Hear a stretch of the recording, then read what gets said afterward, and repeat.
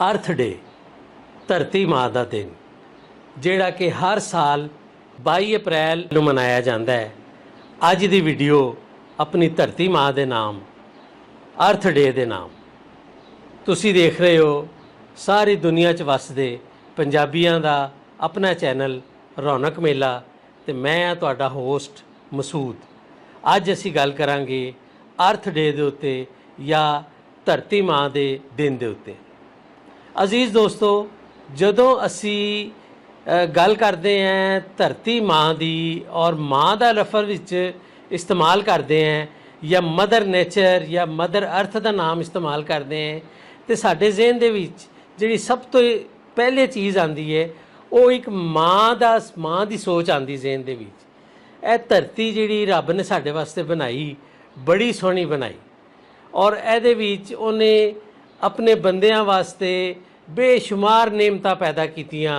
हर चीज़ इस धरती के उत्ते रब ने अपने इंसानों वास्ते बंदियां वास्ते पैदा की। जंगल बनाए, पहाड़ बनाए जिदे उत्तों पानी के चश्मे फुटते ने, उत्थों नदियां नाले चलते ने, दरिया बनते ने, जमीनां नूं सैराब करते ने, जगह जगह के उत्ते फसलां हुंदियां ने, हरियाली है हर पासे और उस दे नाल नाल बेशुमार किस्म के फल मुख्तलिफ रंगां दे, मुख्तलिफ जायकियां दे, मुख्तलिफ साइज़ दे बेशुमार रंगां दे फुल उस धरती तो निकलते हैं जिन्हां दे रंग भी वक्खो वक्, जिन्हां दी खुशबू भी वक्खो वक् और उन्हां दे असर भी वक्खो वक्। उस तो इलावा बेशुमार जानदार जिहड़े ने वो रब ने पैदा किए जिहड़े कि इंसान नूं फ़ायदा पहुँचाते हैं। मझां, गावां, कुकड़ियाँ, उहदे नाल नाल मच्छियाँ, दरिया दे विच भी जिंदगी पैदा की, खुशकी दे विच भी जिंदगी पैदा की। दरिया रल के टुरदे गए तो वड्डे वड्डे समुंदर बन गए। समुंदरां दे विच भी जिहड़ी है वो बेशुमार किस्म की लाइफ पैदा हुई जिहड़ी कि हर चीज़ इंसान नूं फ़ायदा दिंदी सी। लिहाजा साडी धरती माँ ने ते सानू हर तरह का फ़ायदा पहुँचाने वास्ते हर नेमत साडे वास्ते कीती पैदा। लेकिन सोचण दी गल है कि आया असी अपनी धरती माँ दे नाल ਉਹਦੇ ਬਦਲੇ ਦੇ ਵਿੱਚ ਕੀ ਕੀਤਾ। ਅਸੀਂ ਉਹਦੇ ਬਦਲੇ 'ਚ ਇਹ ਕੀਤਾ ਕਿ ਅਸੀਂ ਜੰਗਲ ਕੱਟੇ, ਅਸੀਂ ਕੰਕਰੀਟ ਦੇ ਜੰਗਲ ਬਣਾਤੇ, ਸ਼ਹਿਰ ਵਸਾਤੇ ਵੱਡੀਆਂ ਵੱਡੀਆਂ ਫੈਕਟਰੀਆਂ ਬਣਾ ਦਿੱਤੀਆਂ ਜਿਨ੍ਹਾਂ ਦੇ 'ਚ ਚਿਮਨੀਆਂ 'ਚੋਂ ਧੂਆਂ ਨਿਕਲਦਾ ਹੈ ਤੇ ਉਹ ਜਿਹੜੀ ਹਵਾ ਹੈ ਜਿਹਦੇ 'ਚ ਅਸੀਂ ਸਾਹ ਲੈਂਦੇ ਹਾਂ ਉਹਨੂੰ ਉਹ ਪੋਲਿਊਟ ਕਰ ਦਿੰਦਾ ਹੈ। ਉਹਦੇ ਵਿੱਚ ਕਾਰਬਨ ਡਾਈਆਕਸਾਈਡ ਦੀ ਮਿਕਦਾਰ ਜਿਹੜੀ ਹੈ ਉਹ ਜ਼ਿਆਦਾ ਹੋ ਜਾਂਦੀ ਹੈਗੀ ਹੈ, सानू साह लैन दे विच प्रॉब्लम होनी शुरू हो जाती है। उसदे बाद प्लास्टिक दीयां चीज़ां असी लोगों ने बनाईयां और वो प्लास्टिक दीयां चीज़ां शापर बैग, बोतलां और फिर असी उन्हां नूं रीसाइकल नहीं करते, असी उन्हां नूं सुट दिंदे हैं कचरे दे विच। वो कचरे दे विच सुटदे हैं, उहदा नतीजा यह निकलदा है कि वो कचरे दे विच पईयां रहिंदियां ने, रुड़ के दरियावां चलियां जांदियां ने, कोई जानवर उन्हां नूं लंघा लैंदे ने, कोई मच्छियां उन्हां नूं लंघा लैंदियां ने तो वह नतीजा यह निकलता है कि वो जानवर मर जाते हैं, मच्छियाँ मर जांदियां ने और गंद का गंद पिया रहिंदा है, वो ख़त्म नहीं हुंदा कदी। 100 साल भी प्लास्टिक पिया रहे ना तो वह प्लास्टिक कदी ख़त्म नहीं हुंदा। उसदे बाद असी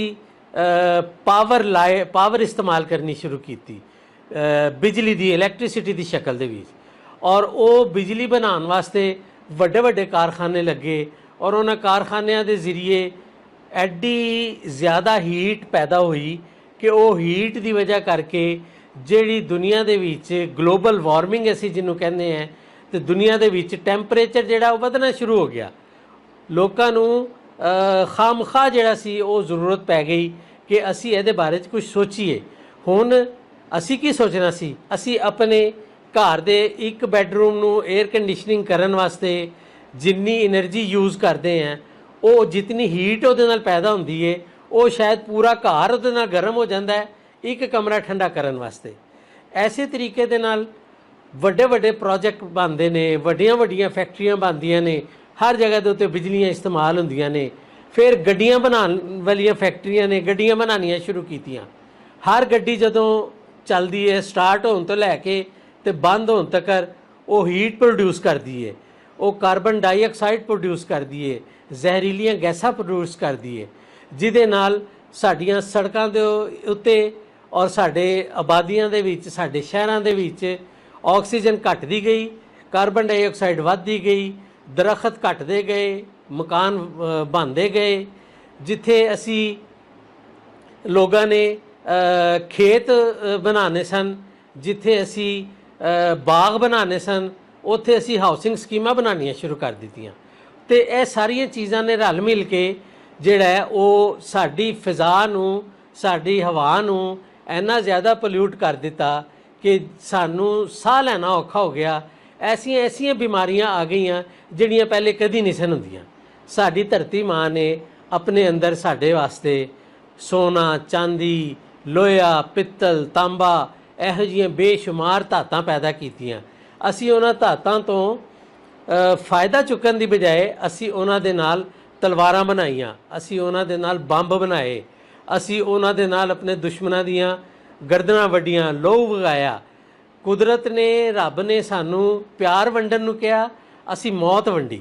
ਅਸੀਂ ਲੋਕ ਇਤਨੇ ਜ਼ਾਲਮ ਹੋ ਗਏ ਕਿ ਅਸੀਂ ਬਜਾਏ ਇਸ ਦੇ ਕਿ ਧਰਤੀ ਮਾਂ ਦੀ ਖਿਦਮਤ ਕਰਦੇ, ਅਸੀਂ ਜਿਸ ਤਰ੍ਹਾਂ ਆਪਣੀਆਂ ਮਾਵਾਂ ਦੀ ਖਿਦਮਤ ਕਰਦੇ ਹਾਂ, ਅਸੀਂ ਜਿਸ ਤਰ੍ਹਾਂ ਆਪਣੇ ਭੈਣਾਂ ਭਰਾਵਾਂ ਦੀ ਖਿਦਮਤ ਕਰਦੇ ਹਾਂ, ਅਸੀਂ ਇਨਸਾਨੀ ਸੋਚ ਆਪਣੇ ਜ਼ਿਹਨ 'ਚ ਪੈਦਾ ਕਰੀਏ। ਇੱਕ ਪੂਰੀ ਦੁਨੀਆ ਦੇ ਲੋਕ ਇੱਕ ਪਿਆਰ ਮੁਹੱਬਤ ਦੇ ਇੱਕ ਇਹੋ ਜਿਹੇ ਬੰਧਨ ਦੇ ਵਿੱਚ ਬਣ ਜਾਂਦੇ ਕਿ ਇੱਕ ਦੂਸਰੇ ਦਾ ਹਰ ਬੰਦਾ ਖਿਆਲ ਰੱਖਦਾ। ਹੁਣ ਕੀ ਕਰਨਾ ਅਸੀਂ ਉਹੀ ਹੈਗਾ ਕਿ ਜਿਹੜੀਆਂ ਹਰਕਤਾਂ ਕਰ ਕਰਕੇ ਅਸੀਂ ਇਹ ਧਰਤੀ ਮਾਂ ਨੂੰ ਇਸ ਹਾਲਤ 'ਚ ਪਹੁੰਚਾਇਆ, ਅਸੀਂ ਉਹਨੂੰ ਰਿਵਰਸ ਕਰਨਾ ਹੈ। ਪਹਿਲੇ ਅਸੀਂ ਉਹਨੂੰ ਰੋਕਣਾ ਹੈ, ਫਿਰ ਅਸੀਂ ਉਹਨੂੰ ਰਿਵਰਸ ਕਰਨਾ ਹੈ। ਇਹ ਸੋਚ ਸਾਡੇ ਜ਼ਿਹਨ 'ਚੋਂ ਕਿਸੇ ਦੇ ਜ਼ਿਹਨ ਵਿੱਚ ਨਹੀਂ ਆਈ। 1970 ਦੇ ਵਿੱਚ ਅਮਰੀਕਾ ਦਾ ਇੱਕ ਸੈਨੇਟਰ ਹੈ ਗੇਲॉर्ड ਨੈਲਸਨ, 1970 ਦੇ ਵਿੱਚ ਸੀ। ਉਹਨੇ ਕੀ ਕੀਤਾ ਕਿ ਉਹਨੇ ਨੌਜਵਾਨਾਂ ਦੇ ਇੱਕ ਗਰੁੱਪ ਨੂੰ ਮੋਟੀਵੇਟ ਕੀਤਾ ਔਰ ਉਹਨਾਂ ਨੂੰ ਕਿਹਾ ਕਿ ਯਾਰ ਅਸੀਂ ਲੋਕ ਆਪਣੀ ਮਦਰ ਅਰਥ ਦੇ ਨਾਲ ਬਹੁਤ ਜ਼ੁਲਮ ਕਰ ਬੈਠੇ ਹਾਂ, ਬੜੀ ਜ਼ਿਆਦਤੀ ਕਰ ਦਿੱਤੀ ਹੈ, ਸਾਨੂੰ ਹੁਣ ਇਸ ਚੀਜ਼ ਨੂੰ ਰੋਕਣਾ ਚਾਹੀਦਾ ਹੈ। ਲਿਹਾਜ਼ਾ 1970 ਵਿੱਚ ਪਹਿਲੀ ਦਫਾ ਅਰਥ ਡੇ ਮਨਾਇਆ ਗਿਆ, ਜਿਹਦੇ ਜ਼ਰੀਏ ਉਹਨਾਂ ਨੇ ਇੱਕ ਅਵੇਅਰਨੈਸ ਕੈਂਪੇਨ, ਉਹਦੇ ਬਾਅਦ ਆਹਿਸਤਾ ਆਹਿਸਤਾ ਉਹਦਾ ਮੈਸੇਜ ਫੈਲਦਾ ਗਿਆ। ਉਹਨੇ ਨੌਜਵਾਨਾਂ ਨੂੰ, ਕਿਉਂਕਿ ਨੌਜਵਾਨਾਂ ਨੂੰ ਅੰਡਰਸਟੈਂਡਿੰਗ ਜਲਦੀ ਹੋ ਜਾਂਦੀ ਹੈ, ਉਹ ਛੇਤੀ ਸਮਝ ਜਾਂਦੇ ਨੇ ਗੱਲ ਨੂੰ। ਅੱਜ ਕੱਲ੍ਹ ਦੇ ਜਿਹੜੇ ਬੱਚੇ ਨੇ, ਅੱਜ ਕੱਲ੍ਹ ਦੇ ਜਿਹੜੇ ਨੌਜਵਾਨ ਨੇ, ਉਹ ਬੜੀ ਛੇਤੀ ਚੀਜ਼ਾਂ ਨੂੰ ਅੰਡਰਸਟੈਂਡ ਕਰਦੇ ਨੇ। ਤੇ ਉਹਨਾਂ ਨੇ ਟਾਰਗੇਟ ਕੀਤਾ, ਗੇਲॉर्ड ਨੈਲਸਨ ਨੇ, ਕਿ ਮੈਂ ਨੌਜਵਾਨਾਂ ਨੂੰ ਟਾਰਗੇਟ ਕਰਾਂਗਾ ਔਰ ਨੌਜਵਾਨਾਂ ਨੂੰ ਉਹਨੇ ਅੱਛੇ ਤਰੀਕੇ ਦੇ ਨਾਲ ਦੱਸਣਾ ਸ਼ੁਰੂ ਕੀਤਾ। ਆਹਿਸਤਾ ਆਹਿਸਤਾ ਉਹਦਾ ਪੈਗਾਮ ਇੰਨੀ ਤੇਜ਼ੀ ਦੇ ਨਾਲ ਫੈਲਣਾ ਸ਼ੁਰੂ ਹੋਇਆ ਕਿ ਸਨ 2000 ਦੇ ਵਿੱਚ, ਯਾਨੀ ਸਿਰਫ 30 ਸਾਲ ਤੋਂ ਬਾਅਦ 2 ਅਰਬ ਲੋਕਾਂ ਨੇ ਪੂਰੀ ਦੁਨੀਆ ਦੇ ਵਿੱਚ ਅਰਥ ਡੇ ਮਨਾਇਆ। ਔਰ ਇਸ ਟਾਈਮ ਵੀ ਪੂਰੀ ਦੁਨੀਆ ਦੇ ਵਿੱਚ 100 ਤੋਂ ਜ਼ਿਆਦਾ ਮੁਲਕਾਂ ਦੇ ਵਿੱਚ ਅਰਥ ਡੇ ਮਨਾਇਆ ਜਾਂਦਾ ਹੈ। ਕਰੋੜਾਂ ਜਗ੍ਹਾ ਦੇ ਉੱਤੇ ਫੰਕਸ਼ਨਸ ਹੁੰਦੇ ਨੇ, ਈਵੈਂਟਸ ਹੁੰਦੇ ਨੇ ਔਰ ਅਰਬਾਂ ਲੋਕ ਜਿਹੜੇ ਨੇ ਉਹਦੇ ਵਿੱਚ ਹਿੱਸਾ ਲੈਂਦੇ ਨੇ। ਔਰ ਬੱਚਿਆਂ ਤੋਂ ਲੈ ਕੇ ਤੇ ਵੱਡਿਆਂ ਤੱਕ ਸਭ ਨੂੰ ਇਸ ਚੀਜ਼ ਦੀ ਕੈਂਪੇਨ ਚਲਾਈ ਜਾਂਦੀ ਹੈ। ਬੱਚਿਆਂ ਵਾਸਤੇ ਕੰਪੀਟੀਸ਼ਨ ਕੀਤੇ ਜਾਂਦੇ ਨੇ। ਤੇ ਅਸੀਂ ਹੁਣ ਜ਼ਾਹਿਰ ਹੈ ਜਿਹੜੀ ਚੀਜ਼ਾਂ ਅਸੀਂ ਗਲਤੀਆਂ ਕਰ ਬੈਠੇ ਹਾਂ, ਸਾਨੂੰ ਹੁਣ ਉਹ ਗਲਤੀਆਂ ਨੂੰ ਸੁਧਾਰਨ ਦਾ ਇੱਕ ਆਖਰੀ ਮੌਕਾ ਹੈ। ਅਸੀਂ ਤਾਂ ਕਿ ਇਹ ਜਿਹੜੀ ਅਸੀਂ ਤਬਾਹੀ ਬਰਬਾਦੀ ਆਪਣੇ ਹੱਥੀਂ ਆਪਣੀ ਧਰਤੀ ਮਾਂ ਦੇ ਨਾਲ ਆਪ ਜਿਹੜਾ ਜ਼ਿਆਦਤੀ ਕਰ ਬੈਠੇ ਹਾਂ, ਅਸੀਂ ਉਹਨੂੰ ਕਿਸ ਤਰੀਕੇ ਨਾਲ ਠੀਕ ਕਰ ਸਕਦੇ ਹਾਂ। ਉਹਦੇ ਵਾਸਤੇ ਸਭ ਤੋਂ ਪਹਿਲੇ ਸਾਨੂੰ ਬਿਜਲੀ ਦਾ ਇਸਤੇਮਾਲ ਘੱਟ ਤੋਂ ਘੱਟ ਕਰਨਾ ਪਏਗਾ। ਅਸੀਂ ਜਿਹੜੀ ਬੱਤੀਆਂ, ਫालतू ਬੱਤੀਆਂ ਬਾਲੀ ਰੱਖਦੇ ਹਾਂ, ਸਾਨੂੰ ਚਾਹੀਦਾ ਕਿ ਅਸੀਂ ਫालतू ਬੱਤੀਆਂ ਬਿਲਕੁਲ ਨਾ ਬਾਲੀਏ। ਦੂਸਰਾ, ਜਿਹੜਾ ਅਸੀਂ ਮੋਟਰ ਕਾਰਾਂ ਦਾ ਬਹੁਤ ਜ਼ਿਆਦਾ ਬੇਤਹਾਸ਼ਾ ਇਸਤੇਮਾਲ ਕਰਦੇ ਹਾਂ, ਅਸੀਂ ਉਹਨੂੰ ਜ਼ਰਾ ਘੱਟ ਕਰੀਏ। ਅਸੀਂ ਇੱਕ ਨੇੜੇ ਮਾਰਕੀਟ ਵੀ ਹੋਵੇ ਤੇ ਉੱਥੇ ਜਾਣਾ ਹੋਵੇ ਤੇ ਅਸੀਂ ਗੱਡੀ ਕੱਢਦੇ ਹਾਂ, ਸਲਫ ਮਾਰਦੇ ਹਾਂ ਤੇ ਅਸੀਂ ਮਾਰਕੀਟ ਸੌਦਾ ਲੈਣ ਟੁਰ ਜਾਂਦੇ ਹਾਂ। ਭਾਵੇਂ ਕਿਲੋ ਦਹੀਂ ਲੈ ਕੇ ਆਉਣਾ ਹੋਵੇ, ਕਿਲੋ ਦਹੀਂ ਆਏਗਾ 100 ਰੁਪਏ ਦਾ ਤੇ ਅਸੀਂ 300 ਰੁਪਏ ਦਾ ਪੈਟਰੋਲ ਸਾੜ ਆਵਾਂਗੇ ਉਹਦੇ ਪਿੱਛੇ। ਤੇ ਸਾਨੂੰ ਇਹ ਚਾਹੀਦਾ ਹੈ ਕਿ ਅਸੀਂ ਪੈਦਲ ਜਾਈਏ, ਅਸੀਂ ਸਾਈਕਲ ਨੂੰ ਪ੍ਰਮੋਟ ਕਰੀਏ, ਸਾਈਕਲਾਂ 'ਤੇ ਸਫ਼ਰ ਕਰੀਏ। ਸਾਡੇ ਵੱਡੇ ਜਿਹੜੇ ਹੈਗੇ ਸਨ ਉਹ ਰੇੜੇ ਟਾਂਗੇ ਸਾਈਕਲਾਂ ਇਹੋ ਜਿਹੀਆਂ ਚੀਜ਼ਾਂ ਨੂੰ ਇਸਤੇਮਾਲ ਕਰਦੇ ਸਨ। ਉਹਨਾਂ ਦੀਆਂ ਸਿਹਤਾਂ ਵੀ ਅੱਛੀਆਂ ਹੁੰਦੀਆਂ ਸਨ, ਚੰਗੇ ਭਲੇ ਤਗੜੇ ਹੁੰਦੇ ਸਨ ਔਰ ਸਾਡੇ ਤੋਂ ਬੜੀ ਵੱਡੀ ਲੰਬੀ ਉਮਰ ਪਾਉਂਦੇ ਸਨ ਔਰ ਉਹ ਐਸੇ ਵਾਸਤੇ ਕਿ ਉਹਨਾਂ ਨੇ ਬਿਲਕੁਲ ਸਾਦਾ ਆਪਣਾ ਰੱਖਿਆ ਹੈ ਸੀ ਲਾਈਫ ਸਟਾਈਲ। ਅਸੀਂ ਲੋਕਾਂ ਨੇ ਆਪਣੇ ਲਾਈਫ ਸਟਾਈਲ ਜੈਸੇ ਜੈਸੇ ਸੋਫਿਸਟੀਕੇਟਿਡ ਔਰ ਉਹਨੂੰ ਅਸੀਂ ਪੇਚੀਦਾ ਕਰ ਦਿੱਤਾ ਨਾ, ਉਵੇਂ ਉਵੇਂ ਸਾਡੀ ਆਪਣੀ ਜ਼ਿੰਦਗੀ ਆਪ ਹੀ ਜਿਹੜੀ ਹੈ ਉਹ ਤੰਗ ਹੁੰਦੀ ਗਈ ਹੈ। ਉਹਦੇ ਬਾਅਦ ਤੀਸਰੀ ਚੀਜ਼ ਬੜੀ ਇੰਪੋਰਟੈਂਟ ਹੈ ਕਿ ਅਸੀਂ ਜਿਹੜਾ ਦਰਖਤ ਵੱਢ ਕੇ ਤੇ ਅਸੀਂ ਘਰ ਤੇ ਹਾਊਸਿੰਗ ਕਲੋਨੀਆਂ ਬਣਾਉਂਦੇ ਹਾਂ। ਜ਼ਾਹਿਰ ਹੈ ਆਬਾਦੀ ਵੱਧਦੀ ਪਈ ਹੈ ਤੇ ਸਾਨੂੰ ਘਰ ਬਣਾਉਣ ਦੀ ਵੀ ਜ਼ਰੂਰਤ ਹੈ, ਲੇਕਿਨ ਅਸੀਂ ਉਹਨੂੰ ਇੱਕ ਬਿਹਤਰ ਟਾਊਨ ਪਲੈਨਿੰਗ ਦੇ ਨਾਲ ਬਿਹਤਰ ਤਰੀਕੇ ਨਾਲ ਮੈਨੇਜ ਕਰੀਏ ਔਰ ਅਸੀਂ ਦਰਖਤਾਂ ਨੂੰ ਨਾ ਕੱਟੀਏ।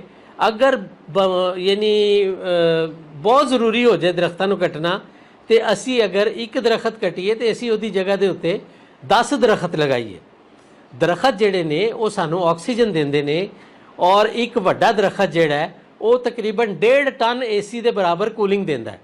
ਤੇ ਤੁਸੀਂ ਇਹ ਦੇਖ ਲਵੋ ਕਿ ਅਸੀਂ ਅਗਰ ਦਰਖਤਾਂ ਨੂੰ ਹੀ ਲਗਾਉਣਾ ਸ਼ੁਰੂ ਕਰ ਦਈਏ, ਦਰਖਤ ਅਸੀਂ ਵਧਾਉਣੇ ਸ਼ੁਰੂ ਕਰ ਦਈਏ ਤੇ ਸਾਨੂੰ ਆਕਸੀਜਨ ਵੀ ਵਧਣੀ ਸ਼ੁਰੂ ਹੋ ਜਾਏਗੀ। ਉਹਦੇ ਬਾਅਦ ਫਿਰ ਇਹ ਹੋਏਗਾ ਕਿ ਆਹਿਸਤਾ ਆਹਿਸਤਾ ਟੈਂਪਰੇਚਰ ਜਿਹੜਾ ਹੈ ਉਹ ਕੰਟਰੋਲ ਹੋਣਾ ਸ਼ੁਰੂ ਹੋ ਜਾਏਗਾ। ਉਹਦੇ ਬਾਅਦ ਜਿਹੜੀਆਂ ਪਲਾਸਟਿਕ ਦੀਆਂ ਚੀਜ਼ਾਂ ਅਸੀਂ ਲੋਕ ਇੱਧਰ ਉੱਧਰ ਸੁੱਟ ਦਿੰਦੇ ਹਾਂ, ਅਸੀਂ ਉਹਨਾਂ ਨੂੰ ਬਾਕਾਇਦਾ ਤੌਰ ਦੇ ਉੱਤੇ ਪਲਾਨ ਕਰੀਏ। ਹਰ ਚੀਜ਼ ਰੀਸਾਈਕਲ ਹੋ ਜਾਂਦੀ ਹੈ।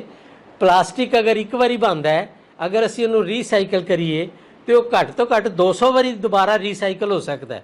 ਤੇ ਸਾਨੂੰ ਇਹ ਚਾਹੀਦਾ ਹੈ ਕਿ ਅਸੀਂ ਆਪਣੇ ਨਵੀਂ ਜਨਰੇਸ਼ਨ ਨੂੰ ਵੀ ਇਸ ਚੀਜ਼ ਵੱਲ ਲੈ ਕੇ ਆਈਏ ਕਿ ਰੀਸਾਈਕਲਿੰਗ ਕੀਤੀ ਜਾਵੇ ਔਰ ਰੀਸਾਈਕਲਿੰਗ ਦੇ ਨਾਲ ਇਹ ਹੋਏਗਾ ਕਿ ਨਵੀਆਂ ਚੀਜ਼ਾਂ ਘੱਟ ਬਣਨਗੀਆਂ, ਪੁਰਾਣੀਆਂ ਚੀਜ਼ਾਂ ਰੀਸਾਈਕਲ ਹੋ ਕੇ ਤੇ ਗੰਦ ਘੱਟ ਪਵੇਗਾ। ਬਜਾਏ ਇਸ ਦੇ ਕਿ ਅਸੀਂ ਕਚਰੇ ਦੇ ਪਹਾੜ ਬਣਾਉਂਦੇ ਜਾਈਏ, ਅਸੀਂ ਉਹਨਾਂ ਦੀ ਗ੍ਰੇਡਿੰਗ ਕਰੀਏ, ਅਸੀਂ ਉਹਨਾਂ ਦੀ ਕੈਟੇਗਰੀਜ਼ ਬਣਾਈਏ ਕਿ ਜੀ ਲੋਹਾ ਜਿਹੜਾ ਉਹ ਵੱਖਰਾ ਕਰ ਦਈਏ, ਸ਼ੀਸ਼ਾ ਵੱਖਰਾ ਕਰ ਦਈਏ, ਪਲਾਸਟਿਕ ਵੱਖਰਾ ਕਰ ਦਈਏ। ਤੇ ਸਾਨੂੰ ਵੀ ਇਹ ਚਾਹੀਦਾ ਹੈ ਕਿ ਅਸੀਂ ਆਪਣੀ ਧਰਤੀ ਮਾਂ ਦਾ ਖਿਆਲ ਕਰੀਏ, ਅਸੀਂ ਮਦਰ ਨੇਚਰ ਨੂੰ ਸੇਵ ਕਰੀਏ, ਕੰਜ਼ਰਵ ਕਰੀਏ ਔਰ ਅਸੀਂ ਆਪਣਾ ਇਹ ਜਿਹੜਾ ਪੂਰਾ ਅੱਜ ਦਾ ਵਲੌਗ ਕੀਤਾ ਹੈ, ਇਹ ਤੁਸੀਂ ਦੇਖਿਆ ਹੋਏਗਾ ਕਿ ਅਸੀਂ ਇਹਦੇ ਵਿੱਚ ਅਗਰ ਚਾਹੀਏ ਤੇ 2 ਘੰਟੇ ਵੀ ਬੋਲਦੇ ਰਹੀਏ ਤੇ ਉਹ ਗੱਲਾਂ ਖਤਮ ਨਹੀਂ ਹੋਣਗੀਆਂ।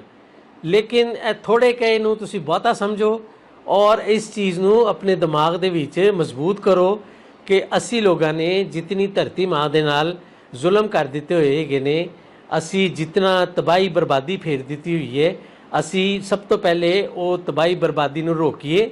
ਉਹਦੇ ਬਾਅਦ ਅਸੀਂ ਕੋਸ਼ਿਸ਼ ਕਰੀਏ ਕਿ ਰਿਵਰਸ ਕਰੀਏ, ਹਰ ਚੀਜ਼ ਦਾ ਰਿਵਰਸ ਗੇਅਰ ਲਾਈਏ ਤੇ ਪਿਛਾਂ ਨੂੰ ਮੁੜੀਏ ਤਾਂ ਕਿ ਸਬਜ਼ਾ ਵਧੇ, ਬਰਫਾਂ ਵਧਣ, ਪਾਣੀ ਦਰਿਆਵਾਂ 'ਚ ਜ਼ਿਆਦਾ ਆਵੇ ਔਰ ਸਾਡੀ ਲਾਈਫ ਜਿਹੜੀ ਹੈ ਉਹ ਬਿਹਤਰ ਹੋ ਜਾਵੇ। ਮੈਨੂੰ ਉਮੀਦ ਹੈ ਕਿ ਅੱਜ ਦਾ ਜਿਹੜਾ ਵਲੌਗ ਹੈ ਉਹ ਤੁਹਾਨੂੰ ਬਹੁਤ ਪਸੰਦ ਆਇਆ ਹੋਵੇਗਾ ਔਰ ਇਹ ਇੱਕ ਮੈਸੇਜ ਹੈ, ਇਹ ਇੱਕ ਮਿਸ਼ਨਰੀ ਮੈਸੇਜ ਹੈ।